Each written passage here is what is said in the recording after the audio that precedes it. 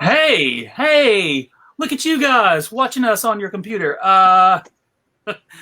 My name is Joe Crowe. We are here for DragonCon Goes Virtual in the year 2020 because we have computers.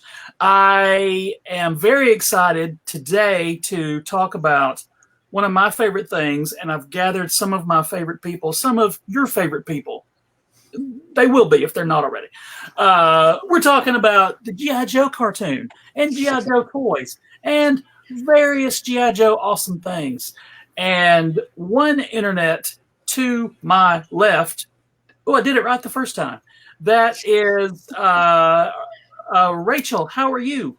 I am doing great, and I deeply, deeply appreciate being the token female on the panel. Just like Cover Girl or Lady J. Oh, don't say Cover Girl. Don't even.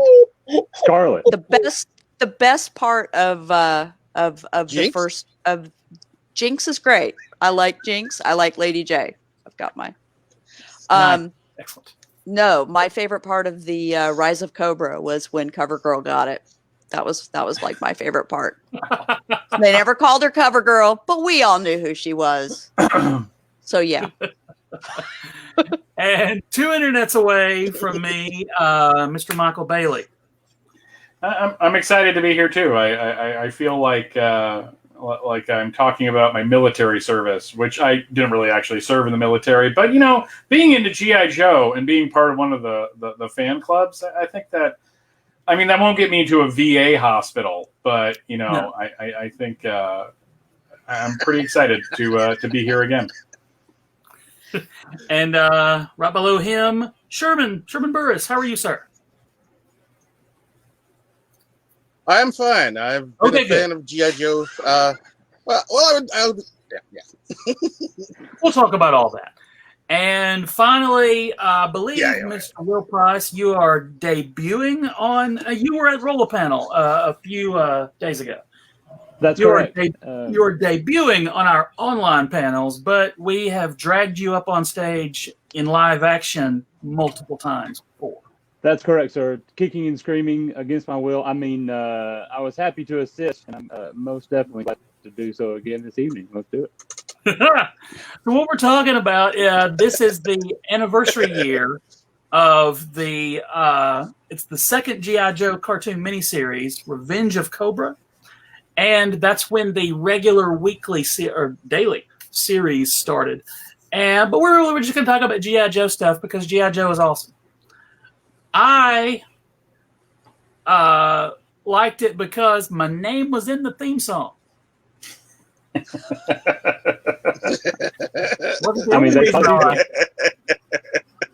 the only reason I liked it, but I got lots of people screaming "Yo Joe" at you all day, every day, all the day, in school, which was great. And I would yell it back, and it was awesome. I felt like I was General Hawk, maybe, but not really. He was, there was no leadership role. It was just people yelling "Yo Joe" at me, and my name already rhymed, so there was no escaping it. But did you guys transition to the new 80s G.I. Joes from the 70s G.I. Joes, or did you guys just start then? Because I don't think I had 70s G.I. Joes. I had other things, but I got hardcore into the G.I. Joes when they came out. I was 7. I was aware of them. I had seen them. Go ahead, Sherman. Well, I was going to say I was aware of them. I'd seen them like in thrift stores and stuff like that, with the 5 and dime. I'd seen them with like the flocking beards and stuff like that. But I didn't have any G.I. Joes before the 80s myself, personally. Yeah. Mr. Will, what about you, sir?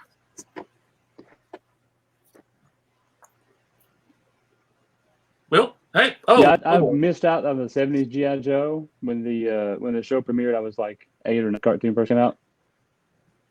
So when yeah, I the, totally got into 80s Joes when it came out. I can't remember if I got into the comic or the cartoon at first, but I loved both of them. Yeah. Yeah, this was the first time when they both started at the same time, more or less. And so I was on board from day one with both things. And Rachel, what did you do the same thing with the G.I. Joe comics and the cartoons? I still own almost all of them for the first couple of 100 issues. Yeah. I was big into the 80s Joes. Much like this panel, I was the token female in my friend group. So, yeah, and definitely interested in more into the boy things than the girl things. So yeah, G.I. Joe was just a huge thing of mine. Now my family didn't have a lot of money, so it wasn't like the kid up the road that had the U.S.S. flag, in his bedroom, right? I think it was bad. I think I had Snake Eyes, and I think somebody bought me or gave to me Snow Job. So it wasn't until I was an adult that I got to start actually buying a few more figures. Yeah, me too. Even today, like collectors our age, they talk about finally got a U.S.S. flag. Like I've wanted one since I was 9. Like I've had multiple people on my Facebook go, "Guys, here it is." And so that's a pretty big deal. I had a smattering of the figures, but I've bought way more of them since I was a relatively grown-up person. Since I'm packing up and moving, I can't lay my hands on it, but I've even got the one that you saved up your little points and sent away for, so that it could be you. Like, yes. I have it. Yes. That was about like 88. They advertised that in Marvel Comics pretty heavily. I was about 7 when the first miniseries hit.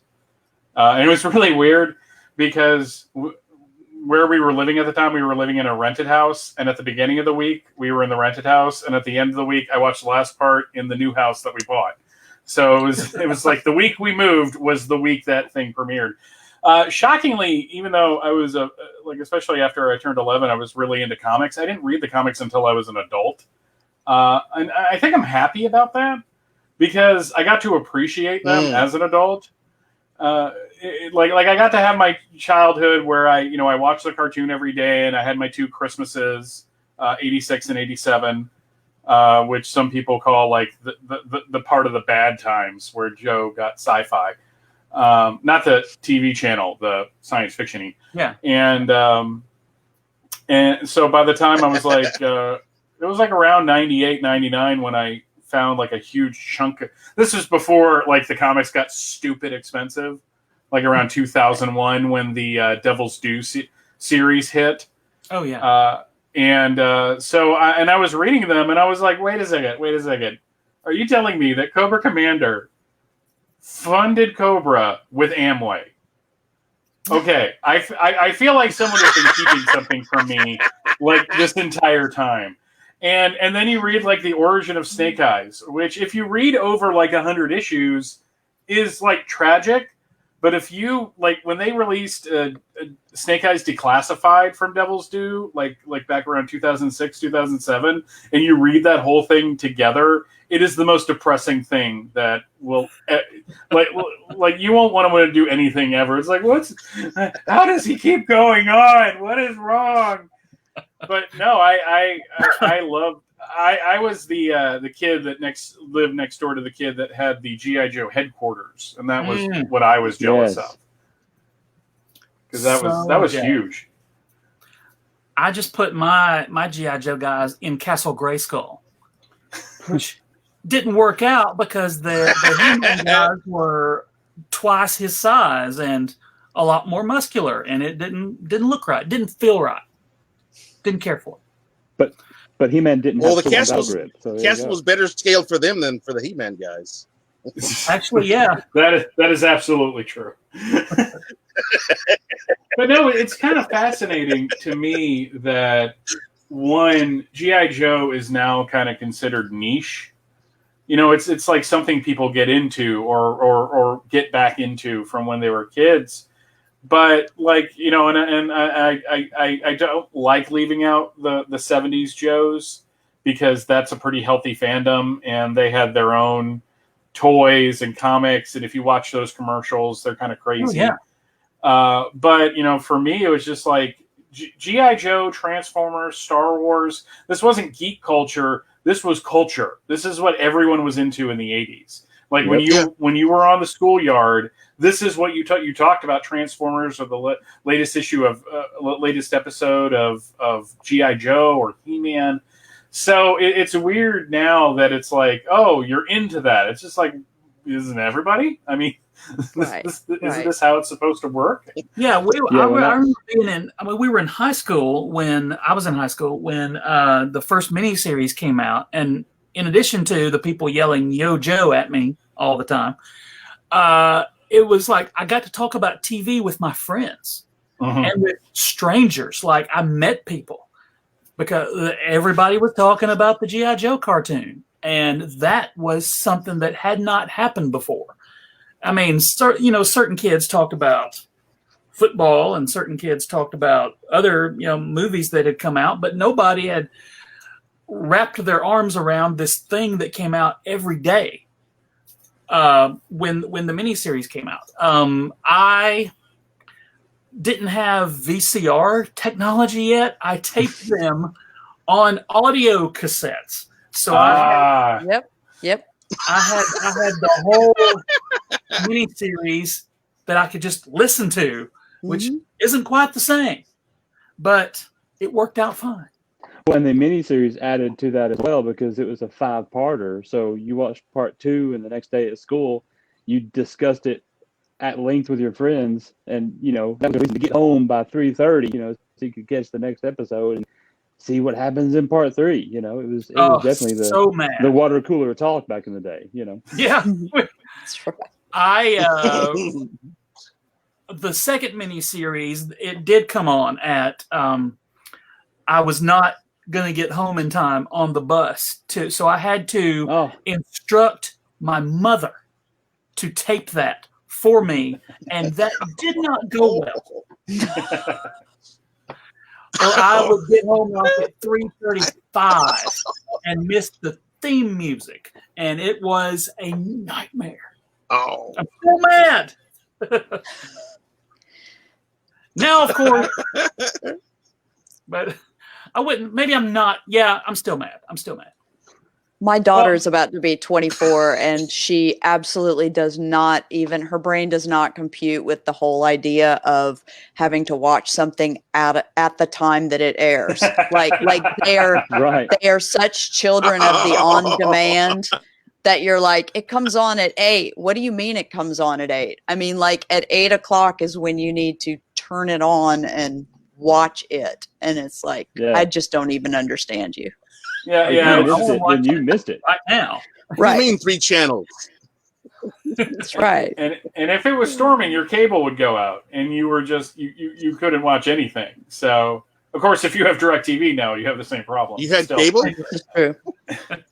No, we didn't get the cable down in deepest, darkest Alabama for many years. So it was just the antenna. And but luckily we had the channel with the G.I. Joe on it. I didn't care about anything else. I think the one person that we need to thank for G.I. Joe as it became in the 80s is actually Ronald Reagan. And I know that sounds weird, but it was his deregulation of television that allowed 30-minute commercials. Yeah, 30-minute commercials for like Hasbro in these toy commercials, because back in the 60s they had a Hot Wheels cartoon, and like parents groups freaked out. It's just like, wait, you're going to convince kids to buy Hot Wheels? And as a child of the 80s, I'm like, yeah, Isn't that how you do it? But Right. because they were able to package these like these 30-minute commercials, but they had stories. It wasn't like, it was just like, go out and buy this. It just made you want to go play with your toys. And G.I. Joe went the step further because there was a limited amount of animation that you could have in a toy commercial, which is weird. It was deregulated, but they still had these rules. So they couldn't show like the animation from the animated series in the toy commercials because you had to show the kids what it really looked like. So they got this bright idea. Okay, we're going to do a Marvel comic and we're going to have an ad for the comic. And every 6-7 issues, Larry Hama, who was writing the Marvel comic, was just like, okay, in this issue, you have to show Snow Job, Rakondo, and the Viper. Just figure out how that works. And it's really funny because YouTube is now full of these things. You can just watch. You can watch them all, and it's really interesting watching the evolution where they went from, okay, we're going to kind of sound like the cartoon, to we definitely sound like the cartoon, to we don't legally have the rights to do anything related to the Sunbow cartoon, so we're going to make everything really weird. Yeah. I liked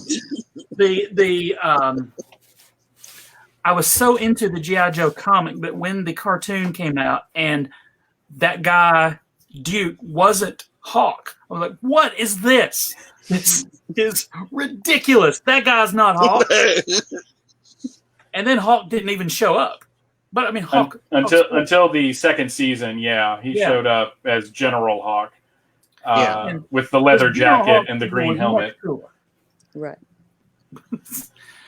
So, how many figures would you say, on average, you guys had at the time or now amongst the G.I. Joe stuff?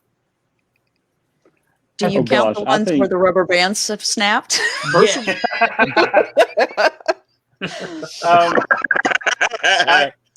I had 2 Christmases, and I was, so it was 86, so I was 10 that year, and I had this thing in my head because this is just how my brain worked. After going through Star Wars and then He-Man and then the superpowers, I was really like keyed in on, I need to have as many good guys as I have bad guys because I feel like that's unfair. It's not fair. Don't know how that worked, but it was the 86 line, and my mom ordered a bunch from the Sears Wish Book, as you did in the 80s, and they never came. They didn't come. And like a week before Christmas, Sears just like, we're not going to get it in time. We're canceling the order. So so she went to the department store, and she's just like, okay, come here. Because at this point, I knew there was no Santa. She goes, point to the things that you would like. Okay, now go away. And so I actually ended up getting a lot of stuff that I wouldn't have gotten in the Sears catalog. Like I got Tomax and Zaymot that Christmas. So I had most of the 86 line with a couple of the vehicles, like the Cross Country and the Stun, which sucked because that thing would always split apart. That thing would never stay together. And I got Night Thrasher and what was the name of the car he drove from the Dreadnoks? Because the figure looked like John Larroquette for some reason. I have no idea why. But so I had like most of the later Dreadnoughts and all that. And then the next year, it was after G.I. Joe the movie. So of course I had to get Globulus. And Nemesis Enforcer and all them, and I got the Sergeant Slaughter's crew too, because that was another 3-pack. So and the big thing from that Christmas was the mobile command center. Did you guys ever have that? I saw the commercial for that today. That thing was huge and hard to play with. You could, it was not mobile. Let me just put it to you that way. The name of it was a giant lie, but at least I had a headquarters. Oh, G.I. Joe Sandcrawler. Yeah, it's just so I had like I didn't have like everything, but I had probably 40, 50 figures at one point, at least. I still have mine at my mom's house, but since I lived there, my daughter has visited there, and my brother has 4 kids, so I don't know the condition of my No, G.I. you- Wow. And so they got a new generation of being played with. So thumbs up.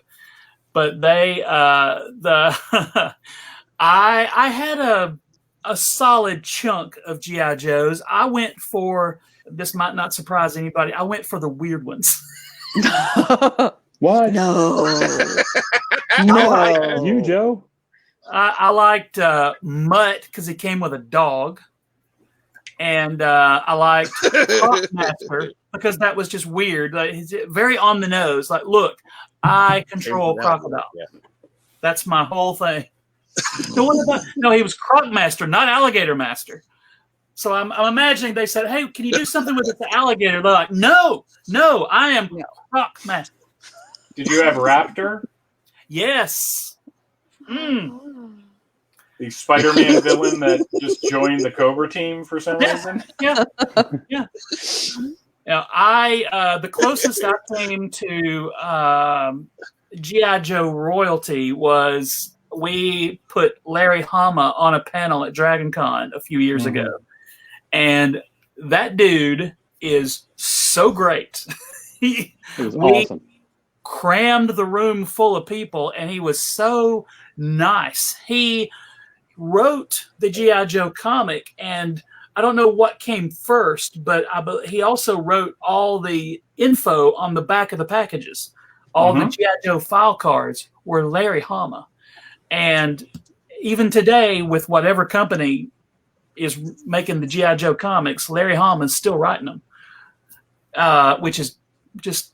Anyway. He must have had a thing for Bryn Mawr girls, because there was like more than one of the female Joes that went to Bryn Mawr. So. I remember that now. Like Lady J supposedly went to Bryn Mawr, and then of course I recently found my Jinx, and she also went to Bryn Mawr. So studying her martial arts on the side, but Sure.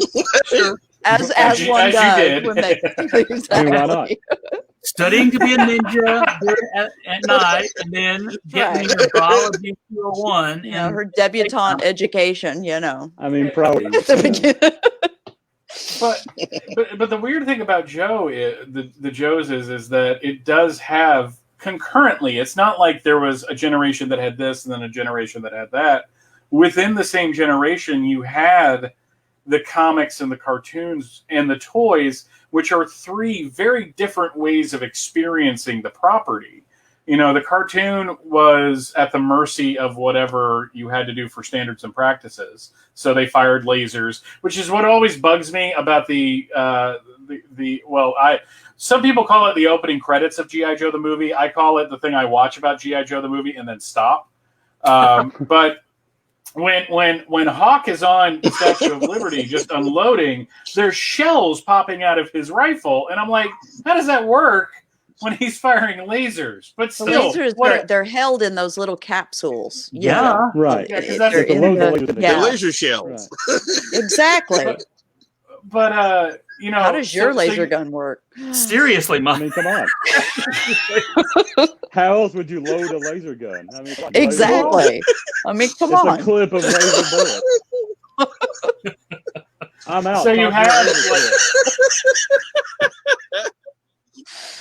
so you had like the cartoon where Snake Eyes wasn't a big deal, and like all of Snake Eyes' awesomeness was either given to Quick Kick or Spirit. Spirit.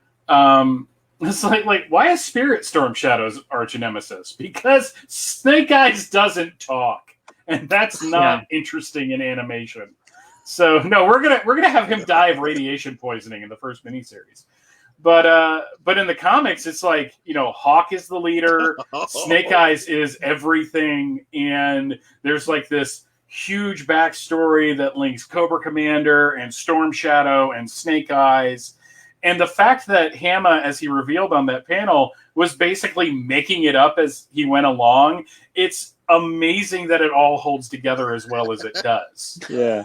And if memory serves, he talked about how he was given G.I. Joe almost like an afterthought by Marvel. Yeah. You know, it's just like, here, just go do whatever you want to do. And he's like, all right.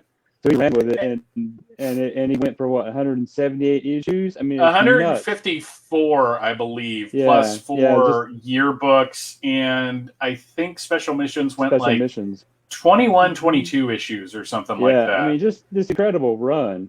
And he was able to tell these great long-form stories that I got into so much more than the cartoon, you know? Mm-hmm. Like, I mean, it's like my first issue was issue 41, which introduced Cobra Island, you know, which was just brilliant issue with a, you know, just strategically and diplomatically established this legal island for Cobra. But that spun off into this whole Long Storm 4 story with Ripcord of all people, which, you know, eventually led to the destruction of the pit. I mean, and they would never do that in the cartoon, but it was just this fascinating story, you know, that Larry was able to tell because they gave him pretty much free reign to do it, and it was great.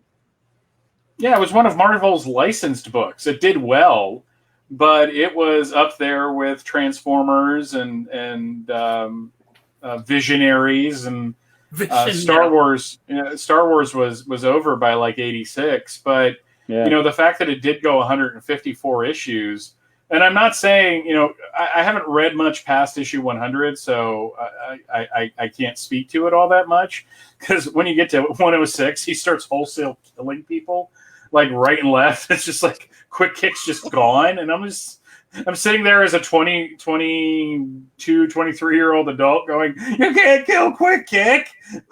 Why would you kill Quick Kick? He's in the movies. But yeah, I mean, Will's absolutely right. When the things he was able to do with that book, and the stories he was able to tell, and the different like long storylines that were, it was really a soap opera with the military. And they would every once in a while have weird things that were changing in the military. Remember, I don't know what issue it is, but a bunch of the veteran Joes are like out in the field, and one of the new guys is like, well, aren't you getting your money on like an ATM card now? Because that's what everyone's doing. You know? They're like, no, we have to wait for our pay. He's like, no, you have to. And that was something that had come into the military around that time that Hama brought in. So it's just fascinating that he was able to take these toys, these bits of plastic that had no personality. I mean, when they brought G.I. Joe to Marvel, they didn't have any names for them. And I remember reading an interview with Hama, and he's just like, we sat there and go, what were we supposed to write about them doing maneuvers? And like on a whim, they're like, no, they're going to fight a group. And Denny O'Neil said, yeah, we're going to call them Cobra. And that's how it all started. Right. Well, and how much more interesting was Zartan in the comic than he was on the show? You know, I mean, they tied him into Snake Eyes and Storm Shadow. I mean, Zartan was awesome in the comic much more than he was in the cartoon. You know, but you know, even beyond the long form storytelling, if I can say it properly, he also had these great one-offs as well. I mean, Silent Interlude. I mean, that set a standard that Marvel eventually made into like this whole company-wide event for a couple of times. You know. And then there was, I forgot the issue, but it was this one issue where it was like the Sky Striker versus a Rattler, just one-on-one. And it was just this fantastic one-off, you know, about these two pilots that just were out in maneuvers, you know, and they found each other and had this dogfight, and it ended up in this stalemate with this mutual respect between each other. And it was just this fantastic one-off that, you know, that was just this amazing story. And it was just fantastic storytelling. Rachel, what was your favorite part of the comics? What was your favorite run of those comics? Favorite storyline, I guess. And it's been like forever and a day since I've read back through them, but the storyline that had to do with the backstory for Storm Shadow and Snake Eyes, and you know, reuniting and bringing in Jinx. I remember where they went through the various different forms that make up the meaning of the Arashikage symbol. Oh God! And you know, they had all these like intricate hand signals or hand positions that they would go in as they went through. I've always been very much the ninja area for that. There's so much going on in those comics, like the silent interlude that you mentioned, and I remember just letting them pile up. Like I would put them at the bottom of my comics reading stack because I would read the stuff I didn't like as much. I would always save G.I. Joe for the bottom of the stack. And eventually they even brought in, that they did the 70s G.I. Joe. They added him to the G.I. Joe canon, if you will, in the comics. Because his name was Joseph something. And that was cool for me too. I was like, okay. But no, there's so much good stuff in there. But there was a lot of good stuff in the cartoon series also. You can't understate. I think we've talked about this, the impact of that first miniseries, but the regular series wasn't. It didn't have the punch that the 5-part miniseries did, or the first one did. But there were good parts. There were lots of good. I didn't find this out till later. There were comic book guys that wrote those episodes, and there was a 2-part episode with parallel Earths, which I was already super into from DC Comics and the Justice Society, but then they did it on G.I. Joe, and it blew my mind. Or Dusty the Traitor was another good, I believe that was a 2-parter. It was. One of my favorites was when Flint goes home and like everybody in his hometown has been taken over, and they're like, early to bed and early to rise makes a man healthy, wealthy, and wise. And also up there is when they kidnapped Shipwreck and people kept melting in front of him.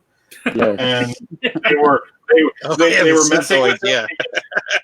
They were messing with him because his mermaid girlfriend, because of course, was like made human, but then she melted in front of it. That freaked me out when I was a kid.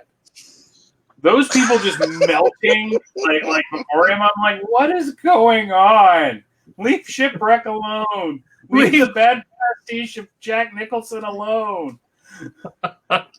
And wasn't in the 2-parter Parallel Earth where they actually wrote off some of the first generation characters? Like they stayed and they were gone. I'm like, what is this? Like these characters are gone from the show now. This is crazy. Because I had some of those. I had like Breaker. And then he stayed behind on G.I. Joe Earth 2, and I was like, what? No, that was great. I think one thing I liked more about the G.I. Joe cartoon than, say, the He-Man and the Transformers was about the same in this regard. You got a chance on the G.I. Joe cartoon to see your guys. Mm-hmm. There were dozens of G.I. Joes, but there was a fairly good chance you were going to see guys that you had in a crowd scene at the very least. Mm-hmm. Or it would be like Shipwreck and Dusty, who would have storylines of their own. And He-Man, you only covered 3 or 4 or 5 guys. And the other guys would show up every now and then, but it wasn't the same. So that's why I liked the G.I. Joe cartoon a lot better, because there was a chance of seeing Snowjob, for instance. Right. With and who I loved for some reason. He had skis. It was the best. Well, I think that's why it was great. I think that's why that series holds up better in the cold light of adulthood than He-Man or Voltron or Thundercats do. I know I've got like 3 groups of people wanting my head right now, but that deal with it. You guys watched a show where you were just waiting for the one thing to happen, and after the one thing happened, you were happy. It was childhood porn. Just deal with it, okay? So, G.I. Joe and Transformers, I'll let that sit for a second. But G.I. Joe and Transformers had extended storylines, and it was necessary because the toy lines had more characters to deal with. So you took out and brought in more characters, but it created a more varied universe to tell stories about. And J. Michael Straczynski and Paul Dini to the side on Masters of the Universe. You had guys like Steve Gerber and Marv Wolfman writing G.I. Joe and Transformers. So right away, you're just going with guys that know how to tell good short form stories. I think let's talk about the villains, because action figure wise, there were never enough villains in other action figure sets or any other action figures. It wasn't until G.I. Joe, I think, and to a lesser extent, the He-Man and the Transformers, but I think G.I. Joe had the best villains, and they had tons of them. So you could buy lots of little Cobra guys and then have your guys kill them or, bury them under an anthill. Or I was thinking today that the perfect costume in the age of COVID would be the little Cobra guys. They all wear the little masks. They were ready 40 years ago for this. Right. That's exactly right. Cobra's going to survive. Commander was right. Cobra Commander was right all along. Right. That's right. He had a full face mask. I mean, he was good to go. They definitely had the better design in terms of their infantry. My favorite will always be the Viper, which was from the '86 line with the full face helmet. I just thought that was like the coolest design. But you also had the Crimson Guard, Yes. who were like the elite killers. Like their file card is fascinating to read now. But Cobra had, with G.I. Joe, you had like different military specialties. With Cobra, you had different degrees of sociopathic individuals getting together. You had the Baroness, who on the cartoon had a funny accent, but in the comics was basically Patty Hearst, who decided that I'm going to do this because I'm getting sucked into it, because Snake Eyes killed my brother, but he didn't. You had Destro, who had a really cool design to him. So I think it's why the bad guys kind of endure is the Joes were individuals, but the Cobra bad guys, like Mindbender, who liked two things: psychotherapy and crunches.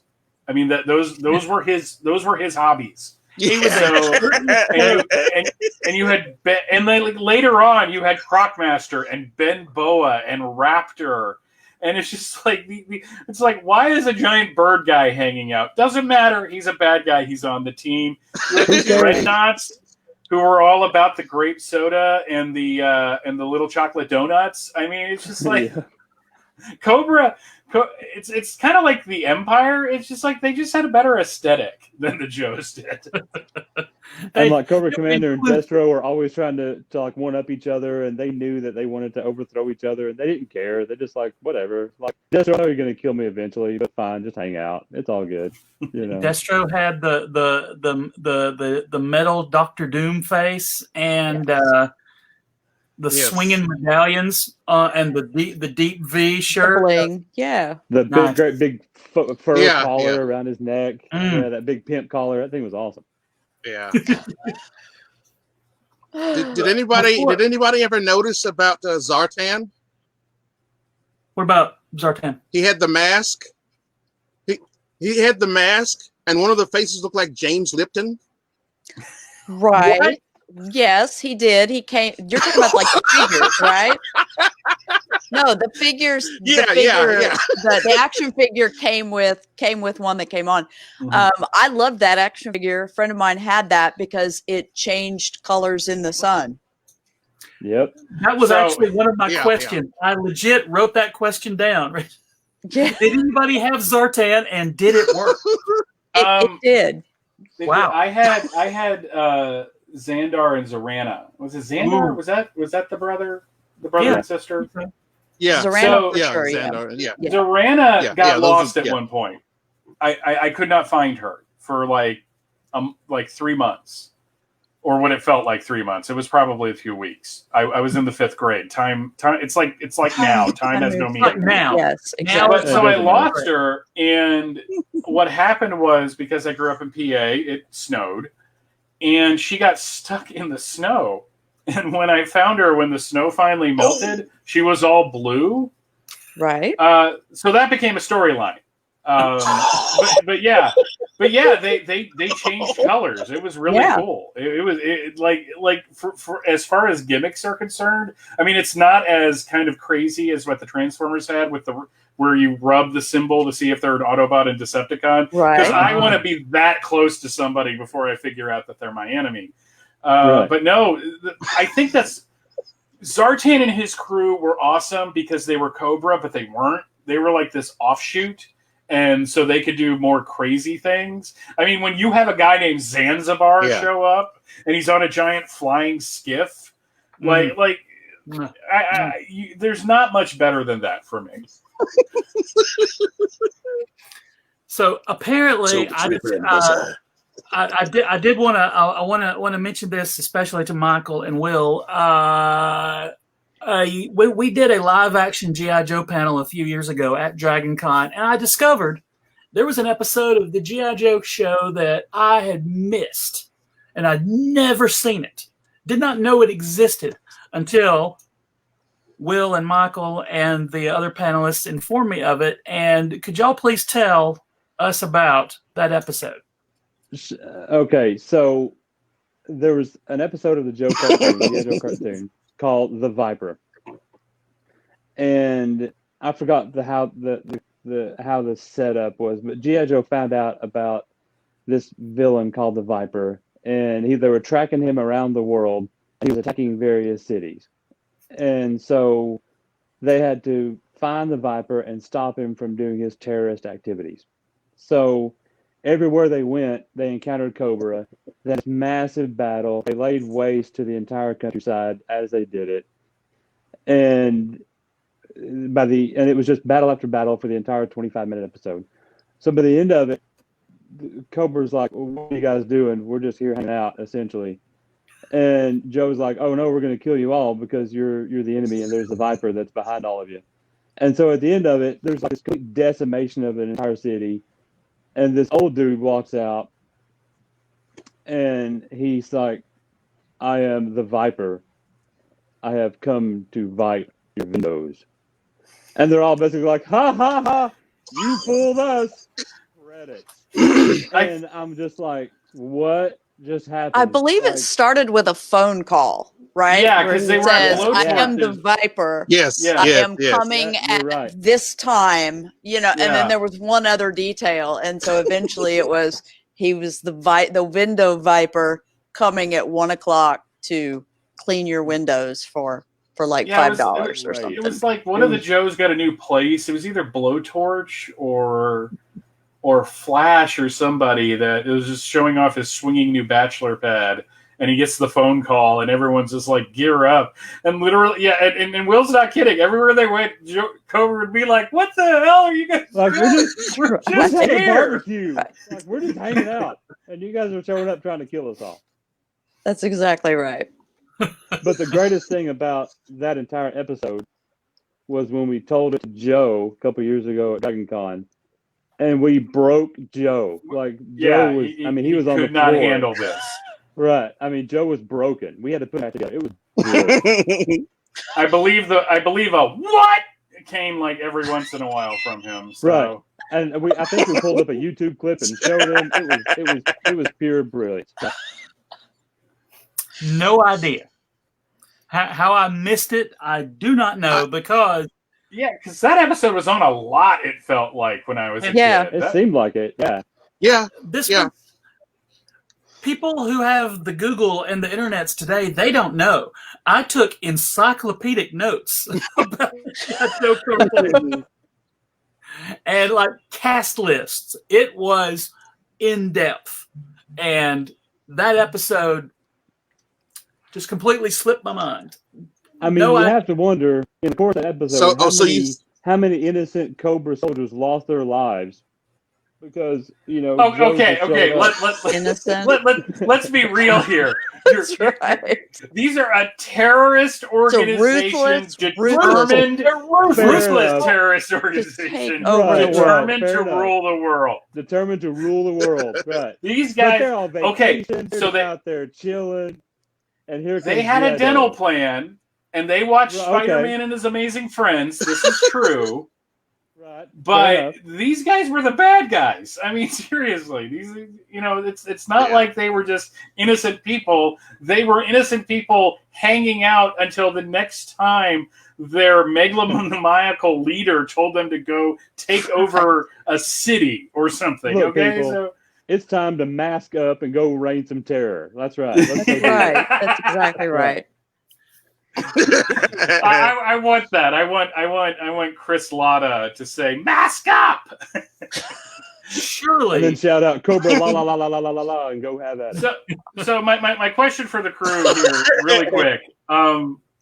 Speaking of the animated series, who here has seen the movie Roadhouse? Oh yeah. Okay. So do you remember the Yes, scene I where the have. guy is offering money for another guy to touch his girlfriend? Mm-hmm. Okay, so the guy that Yeah, says yeah. for $20, that's Cobra Commander. What? Yeah, Chris Latta. Yeah. Yeah, Chris Latta. We just previewed He was in Joe's. an episode of Seinfeld too. Yeah, he was on Seinfeld. He was in an episode of Seinfeld too. Yeah, where he was hunting down. He was on a lot of Star Trek too. Yeah, so this guy, like, that wasn't his normal speaking voice. So, I hope not. Yes. though Cobra Commander's greatest moment in animation, I don't think was on the G.I. Joe cartoon. I think it was on the 3rd season of Transformers Transformers. when he was Snake. Only human. Yeah. It was, Yes. it's Old like Snake. one of those. Yeah, it was one of those things where, as a kid, it blew my mind. It really did. It just doesn't So make it got a terrorists like what they out of used to. you at the Yeah, time. you got a what? Not like the what when you realize the connection between Beachhead and one of the members of COPS, the Central Organization of Police Specialists. But Okay. What? Yeah. one of the members of COPS is Beachhead's Oh, yeah. nephew. Because Larry Hama wrote the cards for both series, so he kind of snuck that in. Fighting crime in a future time. Yeah. I Brilliant. love it. Well, Flint and Lady J's daughter was also on Transformers 2, Marissa Fairborn. Yes. Ooh. Yeah. I love that. I love that because the writing team, like you said, Marv Wolfman, Steve Gerber, and Larry Hama, in individual G.I. Joe things, one in the figures, one in the two, and all those other guys in the cartoons. There was something apparently about G.I. Joe that just told people we can just do whatever, Mhm. and we can just make Yeah. such a cool thing that still today holds up in its way. In its way. I have another question for a debate. For the crew. Go ahead, Sherman. Sherman, go. Well, I was just going to say, I like the Viper episode especially because it was one of Michael Bell's other performances, because he normally did the voice for Duke, but he was also the voice of the parquet bucket of Margarine before that, and the Riddler on Super Friends. Yeah, parquet. That was Michael Bell. Duke and parquet. Amazing. Yeah, That's where you're like 7 degrees of parquet margarine. So we gotta start playing that. 7 That's degrees of parquet. That's right.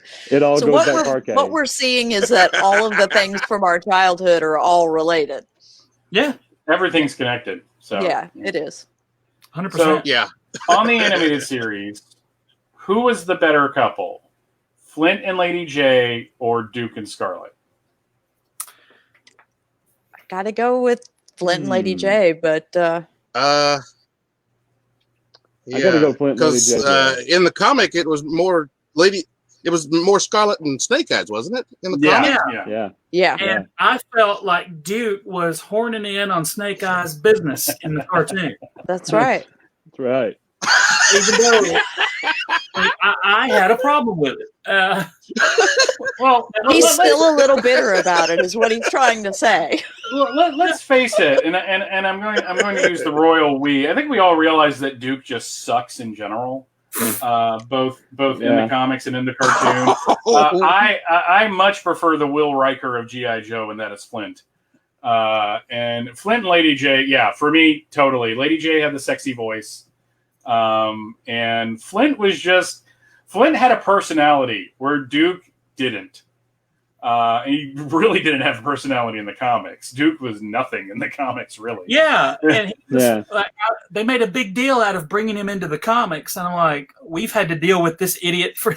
Well, then they turned it around, and in the live action Retaliation, and Flint didn't have a personality. So that was. I mean, they had two. Like, would it have killed them to put him in a beret before the very last scene? Like, would it have killed them? Right. Like, it is a standard Ranger issue. I don't understand that. And they even tried to kill off Duke in the G.I. Joe animated movie. They couldn't even pull the trigger there. I mean, come on. Right. Do it. Well, they did, and then we called it Optimus Prime. And then in August of 1986, Sunbow Entertainment ruined the lives of children across the United States by killing Optimus Prime. So, because G.I. Joe the movie, if I'm remembering correctly, G.I. Joe the movie was actually produced and finished before Transformers. Yeah, I think you're right. It was supposed to air. Yes. It was supposed to come out first, and then it wound up being like straight to DVD TV. Or straight to television. Yeah, because I remember because I was TV. like like the day that premiered, I was like in front of the television. Again, young people today have no concept of this, but I was in front of the television with the VCR on, getting ready, pausing through the commercials, hoping that I didn't forget to unhit pause when the commercial came back, and watched it again and again, because as a kid I loved it, and I loved it even more when you had live action Sergeant Slaughter doing the 5-part version and introducing it, which was much better than the live action Optimus Prime, which was frightening. They couldn't quite. Oh yeah, with Tommy. Yeah. But yeah, it was they fixed the dubbing when it hit video, but like the first time you heard it, it was like, "Hey everybody, Duke's okay." It was like all I could think about years later when they did the Poochie episode of The Simpsons. That is what I thought of. Yep. They went back and said, "Oh, he's totally fine." When He's on gonna make it. The visual of the cartoon is Duke going, he took a snake to the heart. He's feeling much better now. And just out of nowhere here, he's gonna make it. Command. And the worst part of it is you have Falcon at the end of the movie going, "Thanks, Big Brother." Like, why are you thanking him if he's still alive? So they didn't take that out. Yeah, it's just respect to my brother in the hospital, who's fine. That's right. Falcon gives a heartfelt goodbye, and Duke's like, "I'm all right. I'm good." Like, what? I'm fine. What are you doing? I'm not dead yet. Happy ending. Yeah, that Right. I that feel happy. that was another terrible dub. It's like, yo, Joe, he's gone into a coma. They mouth a coma of he's death. in a coma. So clearly, He wants to live on a farm. He's totally fine. He gets to run around. He gets to run with the other little soldiers. That's right. It's a farm upstate. Upstate. Yes, it has to be upstate.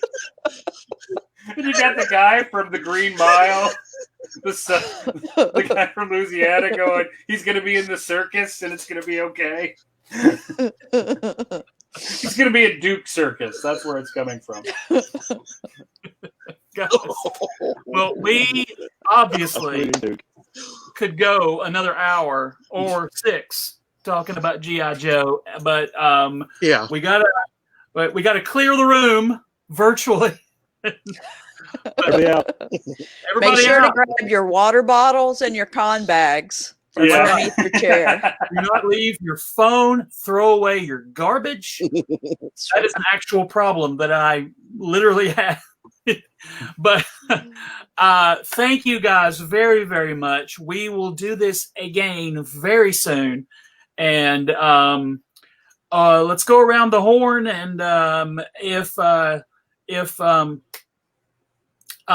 guys want to final thoughts or that kind of thing, here's one thing I thought of. There's so much other G.I. Joe stuff with fun stuff with people our age who grew up with it like we did. There is a podcast called Super Ego. It's all improv with Paul F. Tompkins and some other people. And a recurring sketch is they do a G.I. Joe sound off and they just make up names. And there's one guy who does an impeccable Cobra Commander who just jumps in the middle of it and goes, "I'm going to kill all you people." It's quality stuff. But let's start with Miss Rachel. Where on social media can people find you? I am Rachel K. Ivey on almost everything. Yes, as a matter of fact. So Perfect. I'm on Instagram, Twitter, you name it. I'm All not okay. particularly interesting in any of those places, but I am there. There she is. And Michael. I am at Bailey's Podcasts on Twitter. I have a podcasting network, which is really just an excuse to put all my shows in one place, which is the Fortress of Baileytude Podcasting Network, which is at fortressofbaileytude.com. Sherman? I am on social media, otherwise known as Nerdburger358 on Pinterest and Instagram, and Sherman Burris on Facebook, and that's about it. So, yeah. And Mr. Will? I'm on Facebook, and that's about it. And remember, kids, knowing is half the battle. So much. G.I. Joe. The other half is not We could have. There's so This much. I command. There's like another hour of material that we got to get to. One plug that I wanted to get in, a couple of our buddies who were not able to join us tonight, they do a weekly G.I. Joe podcast called Audible Interlude. And we will post links to that in the show notes and elsewhere. But thank you guys very, very much. We will see you very soon. Bye-bye.